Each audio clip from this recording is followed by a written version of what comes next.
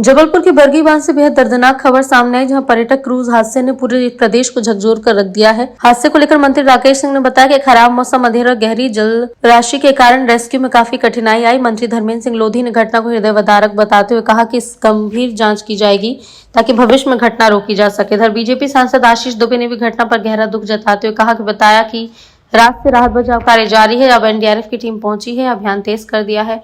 सवाल यह है कि आखिर सुरक्षा में चूक कहां हुई, फिर क्या इस हादसे को टाला जा सकता था। फिलहाल पूरा प्रदेश पीड़ितों के साथ है और हर अपडेट पर हमारी नजर है। कल शाम को हमें 6:30 बजे CSP Bargi police control room द्वारा सूचना दी गई कि बरगी डैम में क्रूज जो है डूब रहा है। सूचना प्राप्त होती ही एसडीआरएफ और होमगार्ड की टीम तत्काल घटनास्थल पर पहुंची। यहाँ पर आकर हमने देखा अंधेरा हो चुका था और बारिश की भी परिस्थितियां थी।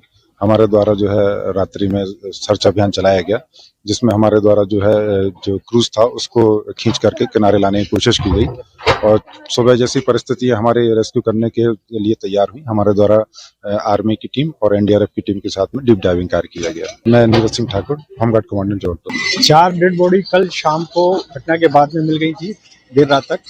उसके बाद आज जब आर्मी की टीम आई है और उन्होंने डाइविंग की है तो उन्होंने क्रूज के अंदर से 5 डेड बॉडी आज रिकवर की है और अभी कुछ डेड बॉडीज अंदर हैं। एग्जैक्ट नंबर अभी उनको मतलब विजिबिलिटी का नहीं पता चल रहा है, लेकिन वो लगातार डाइविंग करके उसको एफर्ट्स कर रहे हैं। कौन कौन सी कंपनियां हैं जो सर काम कर रही हैं? यहाँ पे देखिए, जो इसमें क्रूज के पास में जो रेस्क्यू वाला काम है उसमें 3 एजेंसीज मेन है, जिसमें कि आर्मी है, एनडीआरएफ है, एसडीआरएफ है।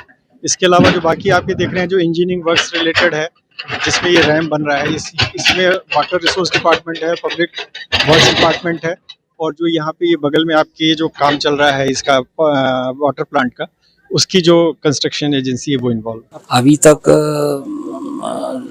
400 कल बरामद हो गए थे और सुबह अभी 500 और बरामद हुए। अब वो नीचे जाने पर अभी पता चलेगा कि क्या है क्या नहीं है। ऊपर वाले से तो प्रार्थना है कि किसी का अफसर बरामद ना हो, तो अंदर जाने पर ही पता चलेगा। अभी उसके रेस्क्यू जारी है।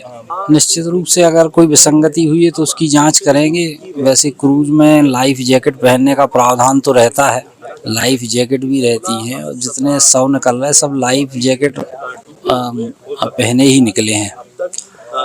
तो अगर ये विसंगति हुई है तो उस पर जांच करेंगे और अगर जो दोषी लोग होंगे उन पर कठोर से कठोर कार्रवाई करने का काम हम करेंगे। एनडीआरएफ के आने के बाद और सुबह का उजाला फैलने के बाद अब जल्दी ही इस निर्णय पर पहुंच सकते हैं कि अंदर वास्तव में क्रूज के अंदर कुछ लोग हैं या नहीं है।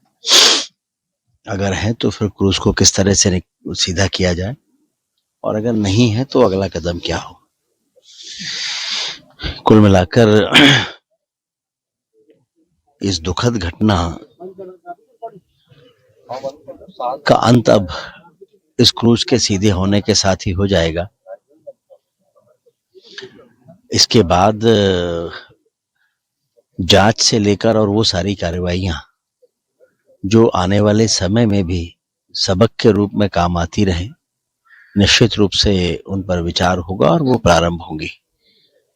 लेकिन जैसा कल रात से ही हम सभी कह रहे हैं कि आवश्यकता इस बात की है कि एक बार ये रेस्क्यू का काम पूरा हो जाए और अब ऐसा लगता है कि वो पूरा होने की स्थिति में हम लोग वहां तक पहुंच चुके हैं।